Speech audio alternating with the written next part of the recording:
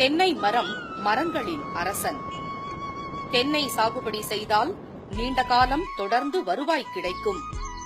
தற்போது தேங்காயை விட இளநீருக்கு அதிக விலை கிடைப்பதால் விவசாயிகள் தென்னை சாகுபடியில் அதிக ஆர்வம் காட்டி வருகின்றனர்.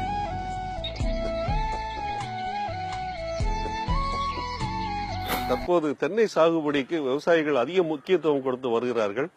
தென்னையில் தேங்காயை விட இளநீர் அதிக வரவேற்பை பெற்றுள்ளதால் இளநீர் விற்பனைக்கு ஒரு ஏதுவான பயிராக இருக்கிறதுனால இப்ப அதிக பரப்பில் தென்னை சாகுபடி செய்யப்பட்டு வருகிறது.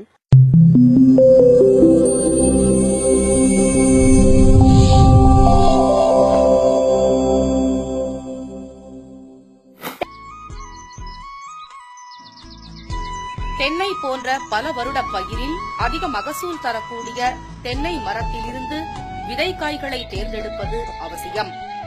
வருடத்திற்கு 100 காய்களுக்கு குறையாமல் அதிக மகசூல் கொடுக்கும் மரங்களையே விதைக்காய்களுக்காக தெரிவு செய்ய வேண்டும். நல்ல தரமான தென்னை நாற்றுகள் அரசு பண்ணைகளிலேயே மானிய விலையில் கிடைக்கின்றன. தரமான கன்றுகள் தென்னை நாட்டு பண்ணைகளில் உற்பத்தி செய்யப்பட்டு வருகிறது. நெட்டை கன்றுகள், குட்டை நெட்டை, நெட்டை குட்டை போன்ற ரகங்கள் உற்பத்தி செய்த போதிலும் இளநீருக்காக இந்த குட்டை நெட்டை ரகங்கள் அதிக அளவில் உற்பத்தி செய்யப்பட்டு விவசாயிகளிடையே விநியோகம் செய்யப்பட்டு வருகிறது. 9 முதல் 12 மாதங்கள் ஆன கன்றுகளை தேர்வு செய்து வாங்க வேண்டும். கன்றுகளை தேர்வு செய்யும் போது விவசாயிகள் பொதுவா எங்கேயாவது ஒரு இடத்துல இல்ல தெருவில் விற்கிறவங்கிட்ட இல்ல ஒரு சாதாரண நர்சரியில போய் இந்த கன்றுகளை வாங்கிடுறாங்க. விலை குறைவுன்னு ஒரு காரணத்துக்காக கூட வாங்குறாங்க. அது ஒரு நல்லது இல்லை. எப்போதுமே அரசு பண்ணையில நல்ல தரமான வளர்த்த கன்றுகளை மட்டும்தான் வாங்கணும். கன்றுகளை வாங்கும்போது விவசாயிகளே அந்த கன்றுகளை இப்படி கையில தூக்கி பார்த்து எப்படி ஒரு வாத்து வாங்கும்போது கழுத்தை பிடிச்சி தூக்கி பார்க்குறாங்களோ அதே மாதிரி கன்றை கையில தூக்கி பார்த்து இந்த கெர்த்துன்னு சொல்லுவோம் இடைவெளி, அது தன்னுடைய விரல்களை இப்படி சேர்த்தால் அது தொடக்கூடாது, விரலை தொடக்கூடாது. அந்த அளவுக்கு கனமான ஒரு அடிப்பாக இருக்கணும். அந்த அடிப்பாக உள்ள கன்றுகள் மட்டும்தான் அதுல செழிப்பா இருக்கணும்.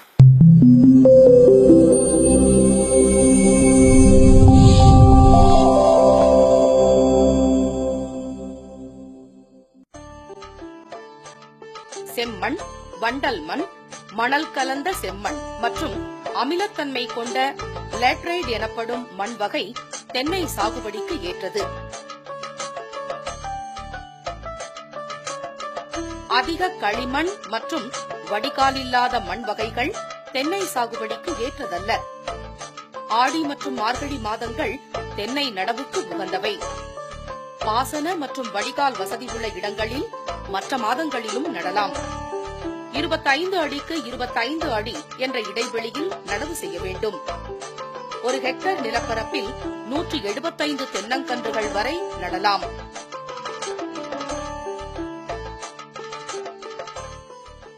இந்த பாருங்க, இதுக்கு 25 அடி. இப்ப வரிசையில பார்த்தீங்கன்னா வரிசைக்கு 25 இருக்கும், செடிக்கு செடி 25 இருக்கும். இது ஏன்னு கேட்டீங்கன்னா புலவிங் அதாவது உழுவுறதுக்கு ரொம்ப ஈஸியா இருக்கும், ஊடுருவீர் போறதுக்கு நல்லா இருக்கும். போதுமான இடைவெளி இருந்தா வேர் போய் எல்லா இடங்களும் போய் அது தேவையான அளவு உணவு சத்து எடுக்கிறதுக்கு வாய்ப்பா இருக்கும். ஆனா 25 அடி அடைச்சா கிராப் நல்ல ஈல்டு வருமானம் வர்றதுக்கும் நல்ல காய்கள் நிறைய வர்றதுக்கான ஒரு வாய்ப்பு இருக்கு.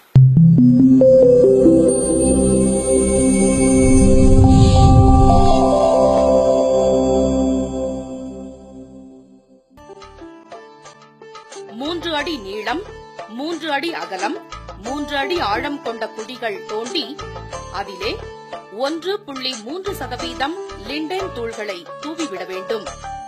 அந்த குழியை 2 அடி உயரத்திற்கு மக்கிய தொழு உரம், செம்மண் மற்றும் மணல் ஆகியவற்றை சமமாக கலந்து நிரப்ப வேண்டும். தென்னங்கன்றுகளை குழியின் நடுவே மண் கலவையை எடுத்துவிட்டு நடவு செய்ய வேண்டும். மண் அணைப்பு செய்து சுற்றிலும் அழுத்திவிட வேண்டும். நட்ட கன்றுகளுக்கு பின்னிய தென்னை ஓலை அல்லது பனை ஓலை கொண்டு நிழல் அமைத்து தர வேண்டும். பல்வேறு இடங்களில் பார்க்கும் பொழுது மேலாகவே நடவு செய்கின்றார்கள். ஆனால் குழிமுறை எடுத்து குறைந்தது அந்த 3 அடி சொல்லக்கூடிய 3 அடி ஆழத்திற்கு ஆழம் அகலம் எடுத்து அதில் 2 அடி அளவு நம்ம மக்கிய குப்பை மற்றும் மணல், செம்மண் போன்ற கலவைகளை கலந்து அதில் நடவு செய்வதுதான் நல்லது. ஆனால் அந்த மீதம் உள்ள அந்த 1 அடியிலிருந்து 1/2 அடி வரை மரம் பெரிய மரமாகும் வரை அந்த அந்த குழி வந்து இருந்து கொண்டே இருக்க வேண்டும். மழை தண்ணீரோ அல்லது நமது மற்ற உரங்கள் இடுவதோ வந்து மரத்தின் அடியில் வந்து சேரும் அளவிற்கு அந்த குழியை பராமரிக்க வேண்டும்.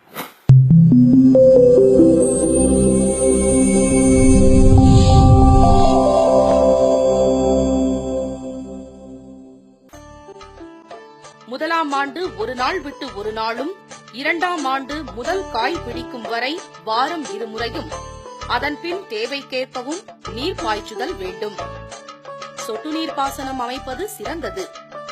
தென்னை மட்டைகள், ஓலைகள், தென்னை நார்க்கழிவு கொண்டு முடாக்கு போடுவதால் ஈரப்பதத்தையும் மண் வளத்தையும் காத்திடலாம்.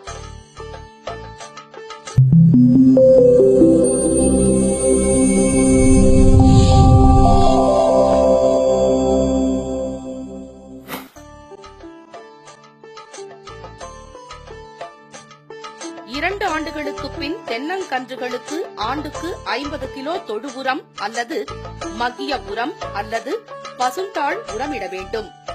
தென்னையின் அடிபாகத்தில் இருந்து 1.8 மீட்டர் ஆரத்தில் உள்ள வட்டப்பாத்தி முழுவதும் உரங்களை கலந்து ஆடி மற்றும் மார்கழி மாதங்களில் இட வேண்டும்.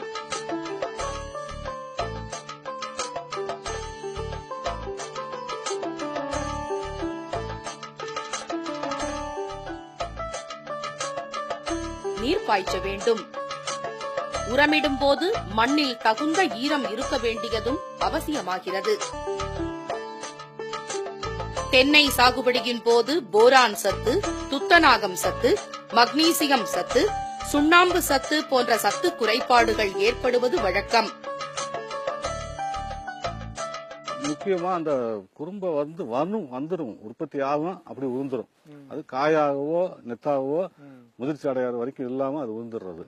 இது வந்து 2 காரணங்கள். ஒன்னு சாம்பல் சத்து என்று சொல்லக்கூடிய பொட்டாஸ் குறைபாடு, அப்புறம் போரான் குறைபாடு. இந்த 2 நாளையும் குறும்பை உதிர்றது இருக்கு.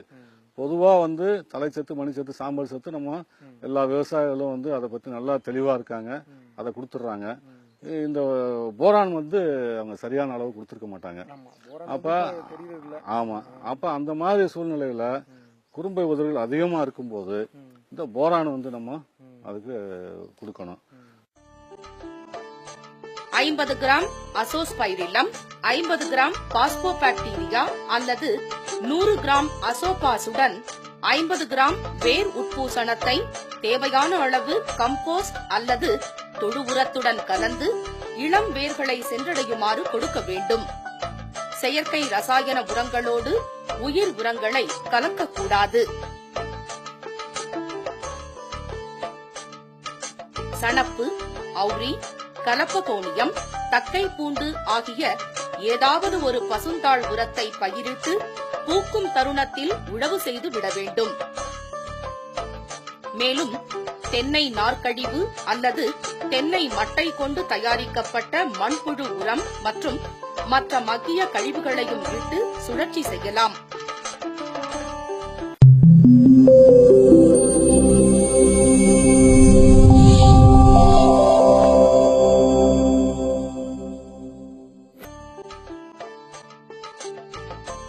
தென்னந்தோப்புகளில் வருடம் 2 முறை, அதாவது ஆடி மாதத்தில் 1 முறையும் மற்றும் மார்கழி மாதத்தில் 1 முறையும் உழவு செய்வதன் மூலம் களைகளை நன்கு கட்டுப்பாட்டில் வைக்கலாம்.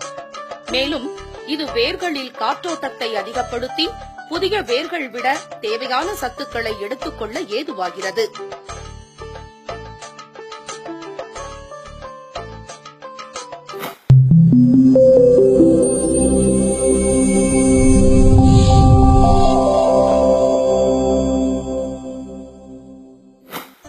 தென்னந்தோப்பில் சாகுபடி செய்ய ஊடுபயிரை தேர்வு செய்யும் போது அந்த பகுதி தட்பவெப்பநிலை, மண் மற்றும் அந்த விளைபொருட்களுக்கு ஏற்ற சந்தை ஆகியவற்றை கருத்தில் கொள்ள வேண்டும். மேலும் தென்னை மரங்களின் இலைகளின் சுற்றளவு, இடைவெளி மற்றும் வயதையும் கருத்தில் கொள்ள வேண்டும். அந்தந்த பருவநிலை, மரத்தின் பரப்பளவு மற்றும் மண்ணின் தன்மைக்கேற்ப 5 ஆண்டுகள் வரை ஒரு பருவ பயிர்களான நிலக்கடலை, எள், சூரியகாந்தி, மரவள்ளி, மஞ்சள் மற்றும் வாழை ஆகியவற்றை பயிர் செய்யலாம். பல ஆண்டு பயிர்கள் கோகோ, மிளகு ஜாதிக்காய் மற்றும் வனிலா ஆகியவற்றை சாகுபடி செய்யலாம். கரும்பு மற்றும் நெல் போன்ற பயிர்கள் சாகுபடி செய்வதை தவிர்க்க வேண்டும்.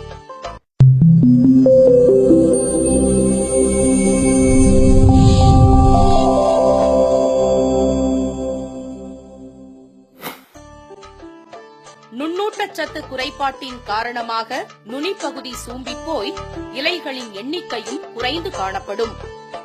இலையின் அளவும் பெருமளவில் குறைந்து இலைகள் வெளுத்த மஞ்சள் நிறத்தில் காணப்படும். அமோனியம் மாலிப்டேட் 10 கிராம் அளவும் எடுத்து 10 லிட்டர் நீரில் கரைத்து 1.8 மீட்டர் அரைவட்ட பாத்திகளில் ஊற்ற வேண்டும்.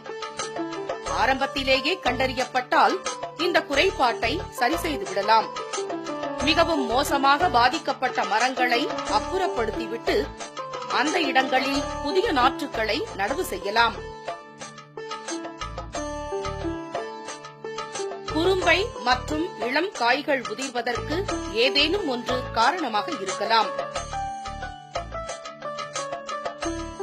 அதிக கார அல்லது அமில நிலை, வடிகால் வசதி இல்லாமை, கடும் வறட்சி, மரபியல் காரணங்கள், ஊட்டச்சத்து குறைபாடு, மகரந்த சேர்க்கை இல்லாமை, ஹார்மோன் குறைபாடு, பூச்சிகள், நோய்கள் இவற்றை சரி செய்ய பரிந்துரைக்கப்பட்ட வழிமுறைகளை பின்பற்ற வேண்டும்.